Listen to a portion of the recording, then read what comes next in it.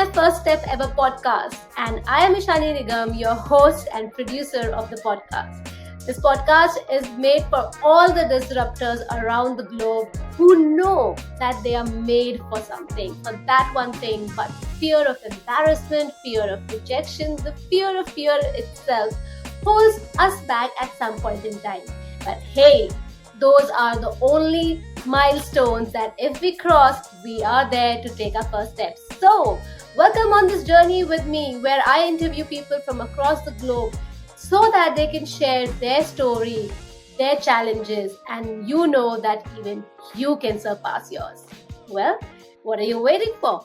Let's get started. Welcome on my first step ever. I am always very interested to have these conversations on my first step because for ones who are listening to us and for the ones who have joined us, you will come to know that in this series, we invite guest speakers from all across the globe. And what's special about them? It is that they have designed a life of their own liking, their own choice. And how does one get to that? By having conviction in themselves and taking actionable steps. And this is exactly what we help you get to, your dreams, your goals, to build conviction and to take those actionable steps.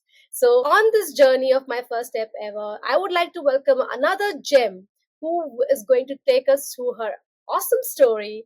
And I think along with her story, we are also going to discover that this amazing person has such an infectious energy. She's so good to chat with, and you will learn a lot about her journey, her ups, her downs, failures, mistakes, learnings, and what she made out of that so far and where she's going from here.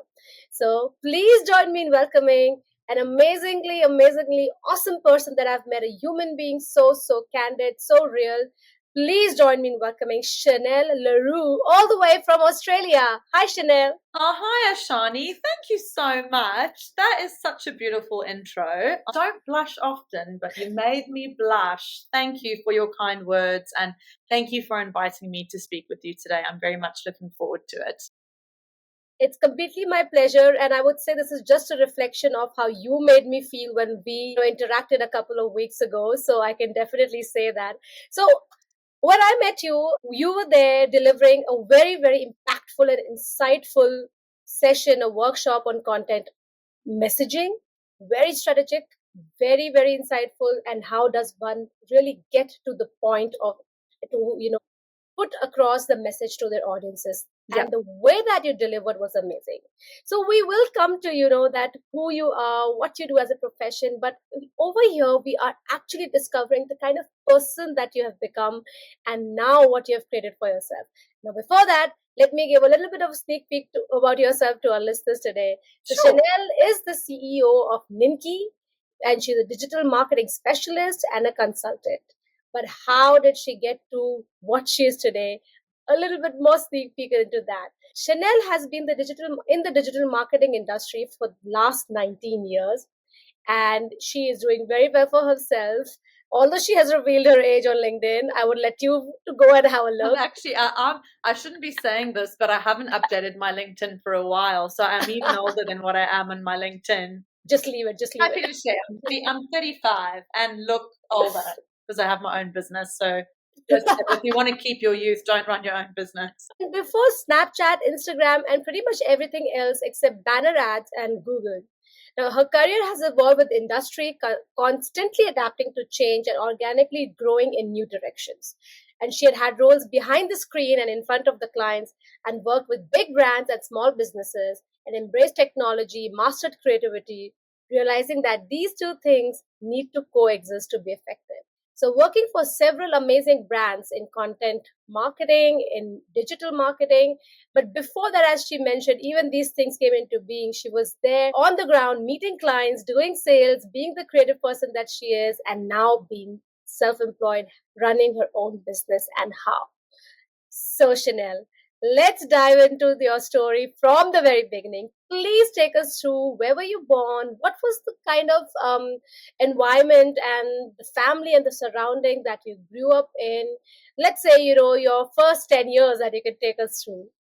Yeah. Absolutely. And can I just say, when you invited me on this podcast, I absolutely loved the concept of your first step and focusing on the journey and steps that we take to get where we want to go. Sometimes we know where we want to go, and sometimes we don't know where we want to go. But the most important thing is to just keep taking those steps forward. And sometimes those steps are really clear, and other times they're not very clear. But as long as you're taking a step, even if it's in the wrong direction, it's still moving forward. So I really love the concept of this, and I hope that it brings your listeners some tips, or at least just some enjoyable stories to listen to. So I'm originally from South Africa, which you may or may not notice from my accent, and I do think that shaped a lot of who I am today.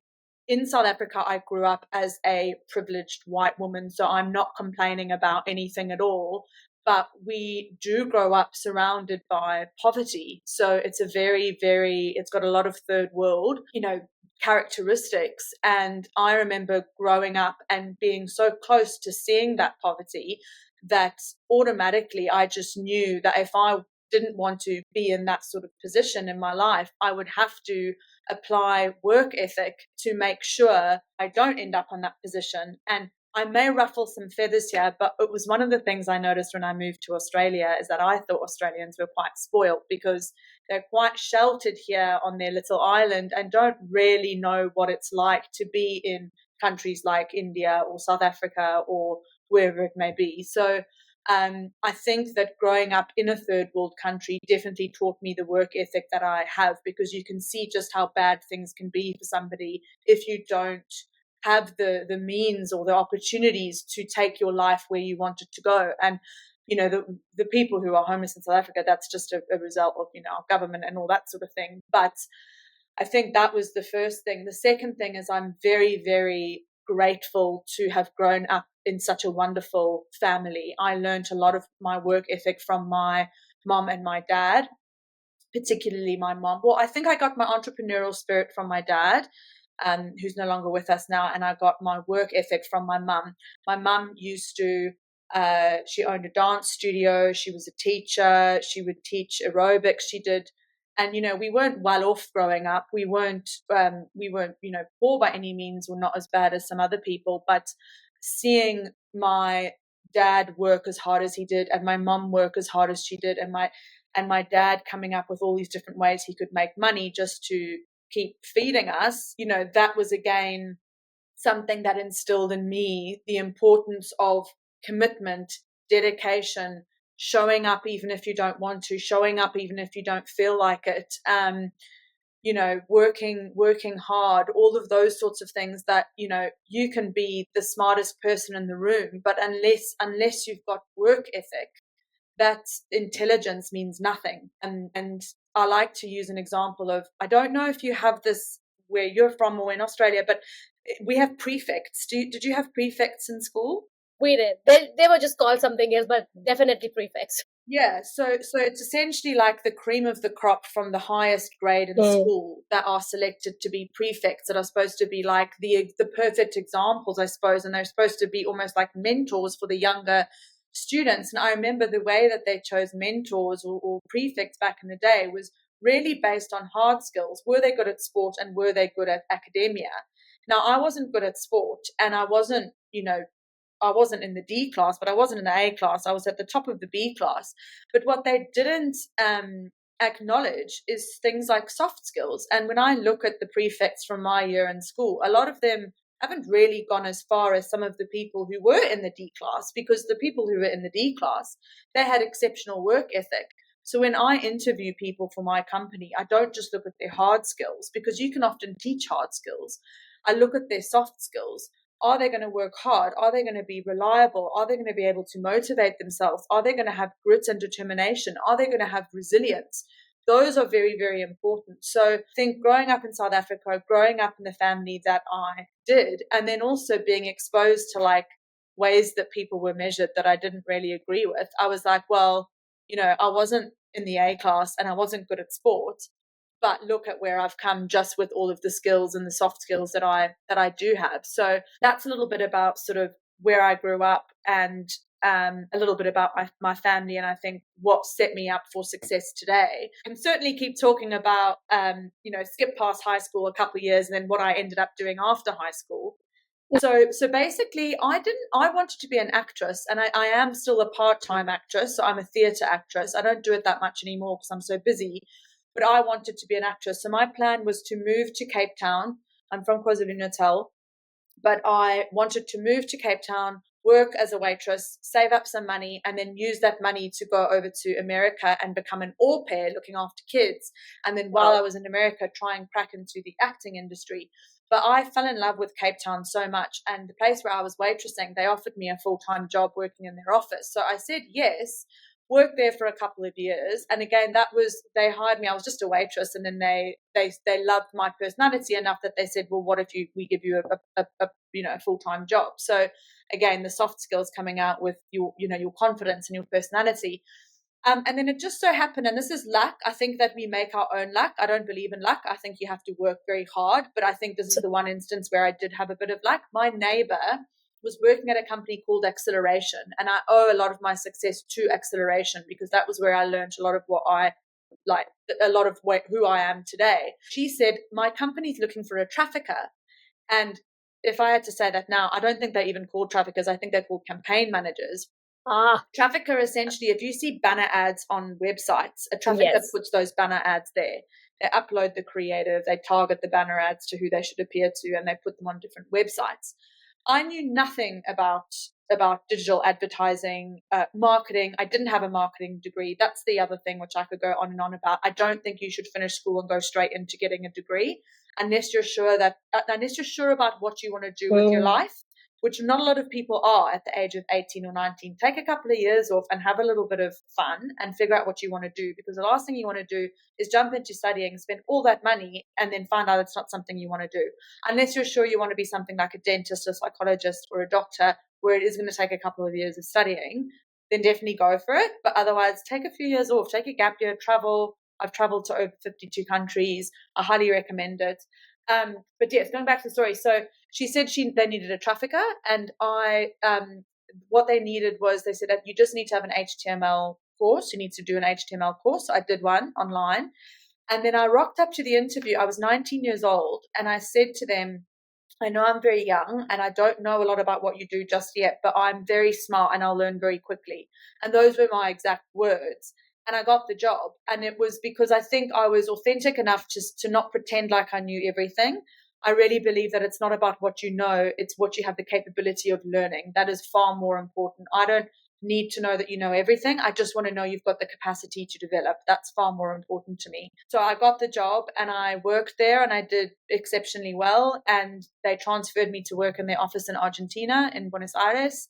I worked on accounts like Victoria's Secret and Disney and The Economist and BBC, and that really set up the foundation of my career because I didn't know I wanted to be in marketing. I didn't know that I would enjoy marketing. I just took this job working as a trafficker, having no idea where it was going to take me. So, going back to what I was saying before, it's okay if you don't know what you want to do. It's okay if you haven't got it all figured out. Don't put the pressure on yourself. Just take the steps. Because there's nothing worse than just being stuck, staying where you are. So even if it's a step in the wrong direction, it's still a step, and it's still a step forward, even if it is in the wrong direction. And the more you do and the more steps you take, the closer you'll get to figuring out what it is that you want to do. So gaps between my time at Acceleration and to where I am today. I worked at a couple of places in a couple of different capacities, but now I own my own marketing agency. We specialize in content marketing. We do strategy and we do content marketing, things like social media. And then we also do training and workshops for businesses who can't afford our services. We want to still be able to give them the opportunity to do it themselves in-house. So that's I was going to say that's a quick overview, but that's like 14 minutes. That's like a 14-minute story. But I feel like that's sort of the journey to how I got to where I am today. Amazing. That's like taking us in a jet plane and covering so many years, but kind of bringing out the best of, what really worked for you from the very beginning. And we are now I'm going to kind of highlight certain aspects, phases of your life until where we are, because I feel that's when we stop and we talk about certain areas, because our listeners are somewhere, in the early teens or maybe early 20s or maybe in early 50s. So maybe emphasizing on that time and understanding what you were really going through mentally. How did you really push yourself, or how did you feel while you did fail at certain things? So just going back to the early days when you mentioned that while you were growing up, you definitely felt that, okay, you have no stories as if that you had some sort of lack in your life as such. You were provided well, but the environment itself in the country was something that made you feel that you need to really work hard to actually earn your living, earn that respect in the industry or in your work culture, and be able to go to sleep with the satisfaction that you've earned your every penny that you're working for. That's amazing. So I have a question over here, Chanelle, that was there an incident as such, or was there anything that you saw your parents doing that actually made you, that you were hit with this realization, or was it a gradual thing that really made you understand that this is the reality of Mm. life? Yeah, that's a good question. Off the top of my head, can pinpoint a few things, and I'm only sharing this because this is a story that my dad used to share a lot. There was a time where he had three kids. My mom and dad's marriage was not great, and he'd lost a lot of money in his business, and he literally had like 20 rand left to his name, and he had a whole family, and that kind of motivated him to keep going. So I think I remember that time in our lives, and I remember we didn't have a lot of money, and it wasn't pleasant.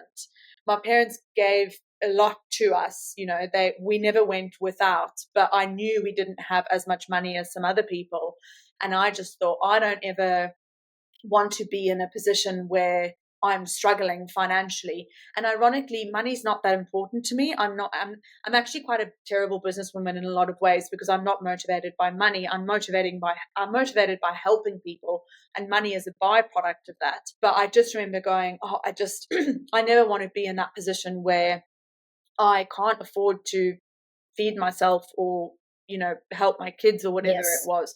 So that's a core memory for me. And another memory in terms of things that I witnessed was my mom and dad's my dad's entrepreneurial spirit. He was very creative. He started a shoe company, he started a biscuit company, he started feeding schemes, and like made juices for, like, he did so many different things. So I think, and I used to sit and he would pay me, and I used to staple the insoles of the shoes, like I used to do Wow. the packaging. So I think I definitely got my entrepreneurial spirit doing things like that. And then my mom, I mean, her dedication to everything that she did. I mean, during the, she'd get us up for school, she'd take us to school, she'd teach all day. And then in the evenings, she would put on shows, she would direct shows. So she was literally, and in South Africa, we all have nannies. So, and you don't have to be rich to have a nanny in South Africa. We all have nannies, and they're part of our family. And Sophie, who was our nanny, she was like our second mum. I mean, my sister's first word was Zulu. It wasn't English. You can afford to have nannies there, which sounds weird for a family that's struggling, Yeah. but who's going to look after the kids while, the parents are out making money? So I think, yeah, that memory of my dad with his last 20 rand in his, which is $2, 20 rand in his wallet, my mom, and seeing her dedication to go out and work and work and work to keep things afloat. Those are just sort of two things that I can think of that certainly helped me to go, okay, you've got to work hard to make money, you've got to keep going, you've got to be resilient, you've got to be committed, you've got to be reliable. Yeah, those are sort of at least two core memories that I have. And I just had a wonderful family. I came from a really good family. We were all just very supportive and lovely, and I really owe it to my family for the person I am today. Work stuff aside.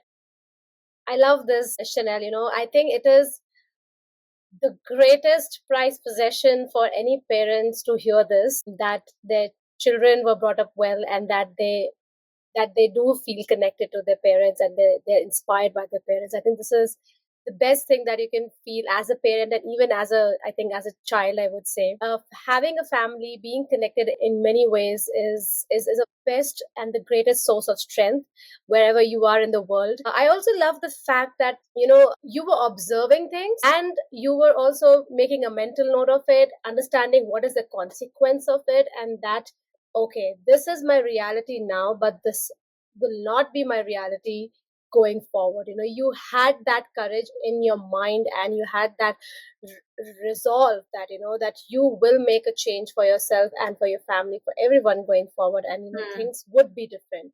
And very, very important thing for all our listeners over here, we do feel, when we listen to, oh, you follow your passion, go ahead and do it. Money is not important. What is important is how much you want something very, very badly. Yes, that is, I mean, if you know what you really want to do, you have a passion, I'm very sure that you cannot run away from this, because it will eat you up if you're not following it. But when you are actually setting yourself up for survival, when you are the sole breadwinner for yourself, and I think this theme has recently come up in the podcast previous episodes as well, that money is important to get by the day-to-day things, and that's what it means, and things start building on. And the best thing, that if you can earn by doing things that you really love, that really impacts people, that's the cherry on icing, I would say that. So I'm happy to know that is something, how it that stemmed from there. Lovely to hear about what your parents did for themselves and for their family, and what you learned from them. Moving on from here, I think there's a stage in your life, in your story, that you mentioned that you really wanted to become an actor, and you were really eyeing for that, and you had your plans set, you had made all the plans, but then this job happened. My very curious question to you is, something that's so dear to you, you really wanted to go and do that, because this happens a lot with all of us, even the teenagers, the people who are listening to us, they would really want to do something, but then you landed up another opportunity, and you started loving it so much that you literally let that other thing go for that point in time. How did that really happen for you? Because I'm just trying to understand, if you can just give us, maybe one feeling of something that helped you or made you feel that, okay, right now I want to be here, that can wait, or no, that's not something I want to do. What really made you feel that, and how did you take that decision? It's such a good question, and it's actually one I haven't thought about very much. But I think if I was to say anything, there's two things. The first thing is that I'm a realist, so I'm not a very like crystal moon woo woo person. I don't believe that you can manifest things. I think you have to work very hard to make things happen. And there was a part of me that thought it was quite unrealistic to make a living being an actress. And I was right, because there are millions of people who want to be actors or actresses, and only a small percentage of people become famous. I didn't necessarily want to be famous. I just wanted to be a paid actor. But I know, I had family members and friends who went and studied acting, and they studied drama, and they don't do it as a full-time job. I've got other friends who have, and they do it as a full-time job. I've got two friends who are very successful performers that my mom used to teach, ironically, in dancing. But I think there was a big part of me that went, I've got a job right here that I can take, versus going overseas and knowing that there's a very realistically, statistically, a very small chance I'll be successful. So it's quite disappointing, because that was all I wanted to do my whole life, was to go live in America and become an actress. And recently I've thought about revisiting that dream, but America is not the best place to go right now. And also the harder, that part of me goes, it doesn't matter how old you are. It's never too late to be who you wanted to be or do what you wanted to do. But then there's the realist side of me that's going, well, it is going to be harder, because you are getting older, and you'll be only going to be able to get into certain roles. And so, yes, I think it was the reality of the situation. I was realistic about it. And then the second thing is that I was just really enjoying where I was. So I think for anyone who's listening to this who goes, you might be waitressing or waitering, working in hospitality, and you want to become a doctor, but you're quite happy with where you are, and you maybe see hospitality as less than being a doctor. But if you're happy with where you are, then just stay where you are, and you can become a doctor later. Or you might figure out that if you stay where you are, it might lead you somewhere else. And it did, because I just stayed where I was because I was happy where I was, and it led me where I didn't plan on going, but I'm glad that I did. So I think that it's easy to feel discontent with your life because you're not doing the thing you want to do. But stop looking at the thing you want to do and look at where you are now, and rather focus on how you feel. Because if you're happy, then don't change it. If you're unhappy, then it's a different story. If you're not happy with what you're doing, then it's a different story. And something you mentioned, Dashani, as well is if you can make a living from something you enjoy doing, that's a very special thing. And there's something called IKIGAI. Have you heard of it? Yes. Yeah. That's if you're listening to this and you haven't heard of IKIGAI, it's IKIGAI, and it's a Japanese concept where you can find something that the world needs, something you love doing, and something that you can make money off of. That's really the dream situation. And although I didn't become an actress, I stand up in front of people all the time. I stand up in front of an audience and I perform in a different way. I perform and I add value to their lives by teaching them how to do marketing things, but the skills that I would have had if I was an actress are still there. So it's kind of like I get the best of both worlds. I love the thought process, Chanelle. I think some really amazing things that you have, you might have not realized, but maybe highlighted by just, sharing. First of all, love the fact that you're so real, you're so candid, you're so authentic. You just speak your mind, and you're very unapologetically speaking your mind, because that's one thing that not a lot of people can do. And from here, Chanelle, I like to move into the space where you were sitting in your interview room, and you had that confidence to tell your employer with the Argentina company, I would say, that you mentioned, that how did you get that confidence to say what you said? Because I think that was amazing. We must believe in ourselves to kind of, say all these things. It's very important to be confident and show us confident self in front of hiring managers. Often we are not doing that. So if you can maybe help our listeners, with your own experience, if you can give the tips, or maybe what were you thinking at that point in time? This comes back to a very interesting, like a topic I'm very fascinated about, which is nature versus nurture.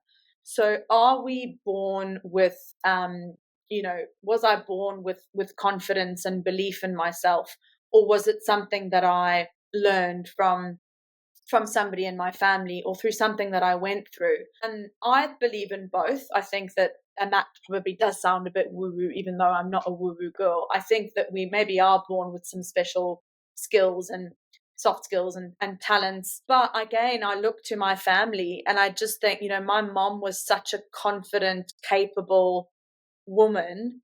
I mean, the fact again that I started doing ballet when I was 3 years old and started dancing with my mom at the age of 4 or 5, and we would perform on stage. So I think that I was very confident because I grew up in a family of performers. I grew up in a very theatrical family. So that certainly helped with my confidence. And, my grandparents, I'm very close with my grandparents, and they were always wonderful at acknowledging all of our strengths. So if we did really well in school, or if we won an award, or if we got a certificate, they would buy us a gift and write us a card. And so whenever something good happened, we would be nurtured and nourished, so that we knew that that was something to be celebrated, so that when you go into an interview, you know what's good about you. So I think I can credit my family again for helping me have that belief and confidence in my abilities. And, it would be interesting if my sisters were here, because, I don't know if they would have the same story or if they would have a different story. And it's something that we've spoken about personally. We all had the same parents, but we're all quite different. And not all of us were as confident as what I was. So I think I can maybe put that down to just the inner actress in me, looking at beautiful actresses and going, I want to show up and be beautiful and confident like that, and showing up and doing just that.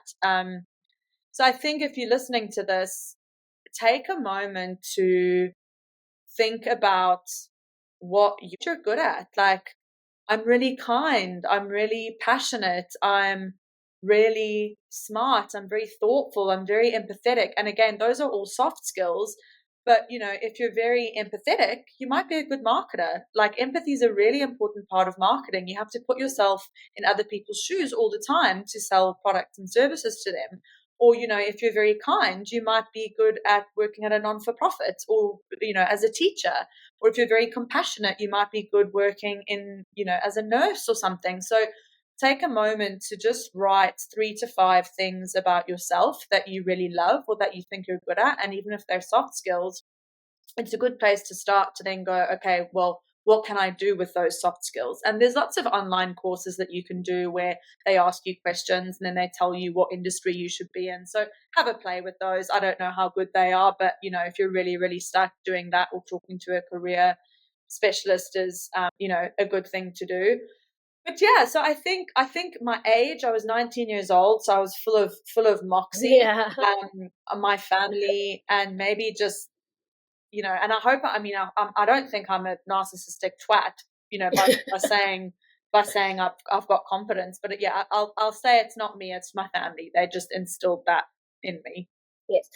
It could be your own personal nature, as you mentioned. Maybe it's where it comes naturally to you.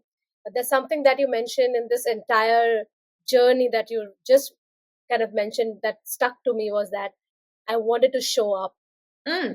Showing up is so important. If you have committed yourself for something, or if you really want to do something, you can only do that by showing up. And by showing up, it means that if you want to be part of a community, if you want to be part of probably an activity that's happening, or if you want to be really part of a company, you need to show up in different ways. If there's a meeting taking place, if there's a discussion taking place, if there's an interview taking place, or even if there's some sort of a webinar, networking event, any sort of thing that's taking place in your line of commitment, whether you have committed it to some other person or to yourself, showing up is very important, because that shows yourself and the other person that what you really say, you really do, and you believe in that.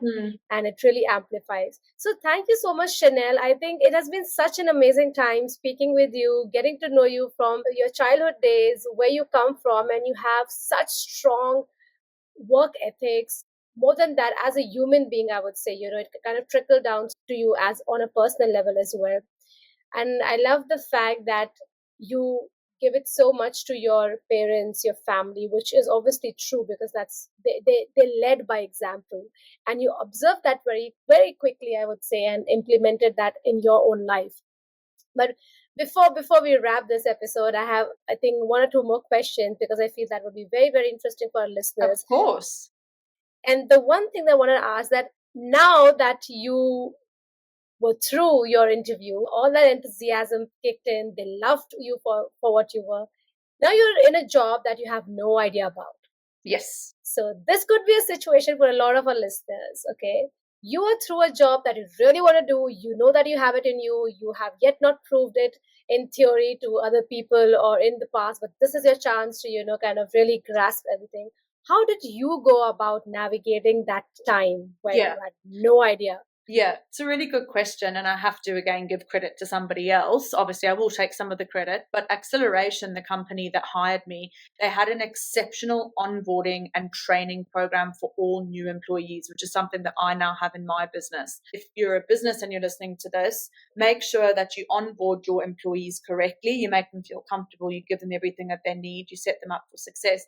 And then I had this rigorous training program that taught me step by step by step how to use all the tools I needed to use. They set very clear expectations about what I should and shouldn't be doing. They set KPIs, key performance indicators, that to help us understand how they would measure my success and what I was and wasn't responsible for doing. So, what set me up for success is that they had that training program, but then also my work ethic. So I remember I was using this tool that I'd never used before. It was called DFP at the time, Double Click for Publishers. And they would train me during the day, and then I would go home with my laptop and practice and practice and practice and practice and practice and read the manuals and read the manuals and read the manuals. So I could have just gone to work and I could have just worked my 8 hours and then gone home and did whatever I want. And you're allowed to do that. But unfortunately, if you really want to be good at something, you do have to put in the extra hours. And it's a bit like, the Olympics has just passed. Do you think they just show up and do a couple of hours work and then leave it at that? No, they don't. If you really want to be good at what you do, you show up and you do it a lot until you're really good. So they had a very good training program, very good trainers. And then I just applied that work ethic that I'd grown up with and put in the extra hours and put in the diligence and did extra things that I knew would help me get my head around things. And at that time, the best way for me to learn was to write notes. I'm not like that anymore, but at the time I would write things. And so I had notebooks and notebooks and notebooks. And I was cleaning my house out the other day and I found them of notes that I had taken like crazy. Wow. So, and I could have sat in the sessions and just sat and listened and not taken any notes. I mean, everyone learns differently. But yeah, I think that's, I stepped into a job I didn't know anything about, and they set me up for success with exceptional training and trainers. And then that supplemented with all the homework that I did on my own accord definitely helped me to grow my career there. This is excellent. I like to highlight one thing again, Chanelle. I always, when you were saying something, I can always pick something from your thought process, the way you really, work and implement things. It's like you pick the best of the best things that you have learned in your life from different people, and you implement it not just on a personal level, but you've also now started doing that for your business. And because it works so well for you, in the sense that for a person who really is showing up, who's hardworking, who knows that what ethics they need to bring in when they work, so I think it makes your job as a person, as a business owner, a little bit more easy in terms of what you're looking for your team, for the people that you want on board, and how your business really operates. That's the love language of your business. That's the brand language of your business, and that's the language of your business. So that is incredible. Now we have almost come to the close of this amazing chat we have. I would have loved to chat even more with you, but before we do that, definitely I cannot leave you by asking, what is Ninki all about, and what do you do with Ninki, and what is so special about Ninki besides you and your team? Sure. So Ninki is Japanese for the word popularity. And the only reason why I chose it was because my previous partner and I thought about starting a business together, and he lived in Japan for 4 years and he thought it would be a cool name for a business, but he never started his own business and I did. So I just took the name because I thought it was really cute and I liked it.